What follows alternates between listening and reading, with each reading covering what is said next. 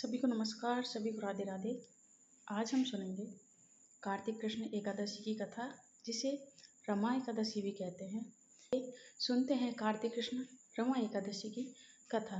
धर्मराज युधिष्ठिर कहने लगे कि हे भगवान, कार्तिक कृष्ण एकादशी का क्या नाम है, इसकी विधि क्या है, इसके करने से क्या फल मिलता है, सो आप विस्तार पूर्वक बताइए। भगवान श्री कृष्ण बोले कि कार्तिक कृष्ण पक्ष की एकादशी का नाम रमा है। यह बड़े बड़े पापों का नाश करने वाली है। इसका महात्म्य मैं तुम्हें कहता हूँ, तुम ध्यानपूर्वक सुनो। हे राजन, प्राचीन काल में मुचोकुंद नाम का एक राजा था।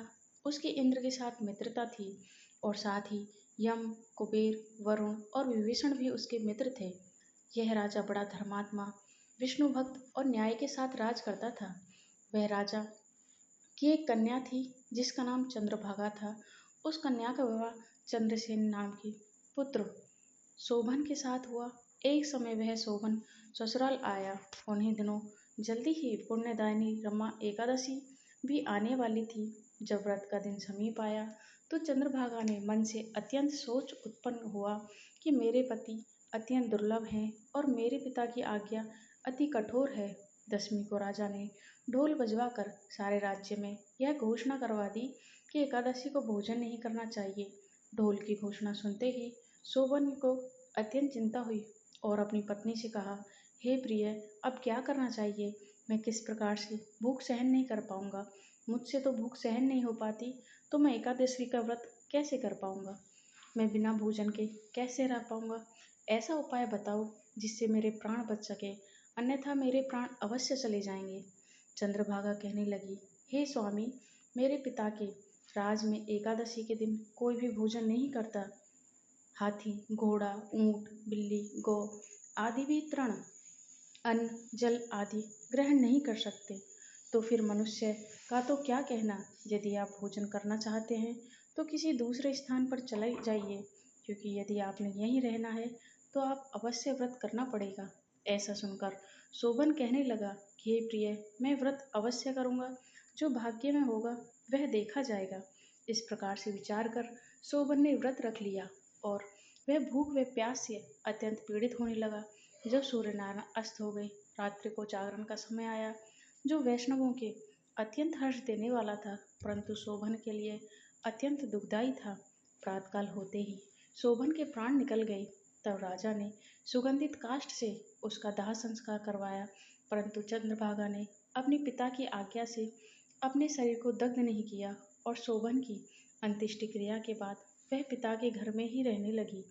रमा एकादशी के प्रभाव से शोभन को मंदराचल पर्वत पर धन धान्य से युक्त और शत्रुओं से रहित एक सुंदर देवपुर प्राप्त हुआ।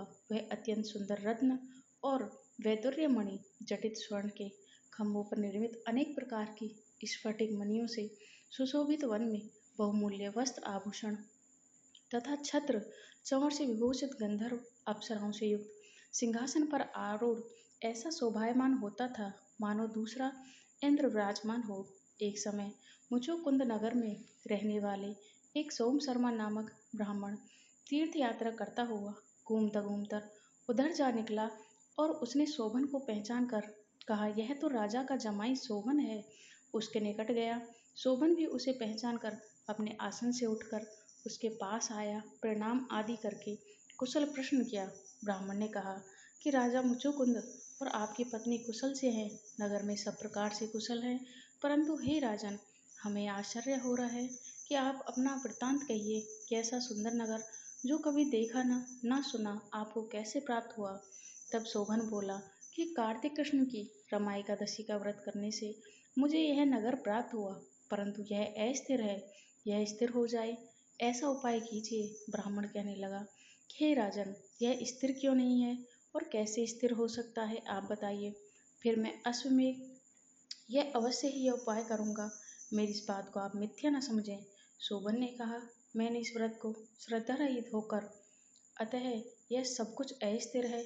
आप मुचुकुंद की कन्या चंद्रभागा को यह वृत्तांत कहें तो यह स्थिर हो सकता है। ऐसा सुनकर उस श्रेष्ठ ब्राह्मण ने अपने नगर लौटकर चंद्रभागा से यह सब वृत्तांत कह सुनाया।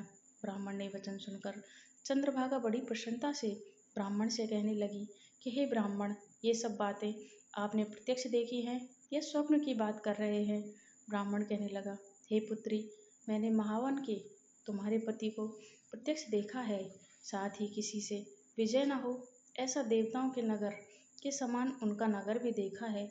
उन्होंने यह भी कहा कि जिस प्रकार वह स्थिर है तो उपाय करना चाहिए। चंद्रभागा कहने लगी, हे विप्र, हे ब्राह्मण, तुम मुझे वहाँ ले चलो। मुझे पतिदेव के दर्शन की तीव्र लालसा है। मैं अपने किए हुए पुण्य से उस नगर को स्थिर बना दूंगी। आप ऐसा कार्य कीजिए जिससे उनका हमारा संयोग हो, क्योंकि वियोगी को मिला देना महान पुण्य होता है। सोम शर्मा यह बात सुनकर चंद्रभागा को लेकर मंदराचल पर्वत के समीप वामदेव ऋषि के आश्रम में गया। वामदेव जी ने सारी बात सुनकर वेद मंत्रों के उच्चारण से चंद्रभागा का अभिषेक कर तब ऋषि ने मंत्र के प्रभाव से एकादशी के व्रत से चंद्रभागा का शरीर दिव्य हो गया और वह दिव्य गति को प्राप्त हो गई। इसके बाद बड़ी प्रसन्नता के साथ अपने पति के निकट गई। अपनी प्रिय पत्नी को आते देख शोभन अति प्रसन्न हुआ। उसे बुलाकर अपनी बाईं तरफ बिठा लिया। चंद्रभागा कहने लगी, हे प्राणनाथ, आपने मेरे पुण्य को ग्रहण कीजिए। अपने पिता के घर जब मैं 8 वर्ष की थी तब से विधि पूर्वक एकादशी के व्रत को श्रद्धा पूर्वक करती आ रही हूँ। इस पुण्य के प्रभाव से आपका यह नगर स्थिर हो जाए, समस्त कर्मों से युक्त होकर प्रलय के अंत तक रहेगा। इस प्रकार चंद्रभागा ने दिव्य आभूषणों और वस्त्रों से सुसज्जित होकर अपने पति के साथ आनंद पूर्वक रहने लगी। हे राजन, मैंने यह रमा एकादशी का महात्म कहा है। जो मनुष्य इस व्रत को करते हैं उनके ब्रह्म हत्या आदि समस्त पाप नष्ट हो जाते हैं। कृष्ण पक्ष और शुक्ल पक्ष दोनों की एकादशियां समान है, इसमें कोई भेदभाव नहीं है, दोनों समान फल देती हैं। जो मनुष्य इस महात्म को पढ़ते हैं, सुनते हैं, वे समस्त पापों से विष्णु लोक को प्राप्त होते हैं।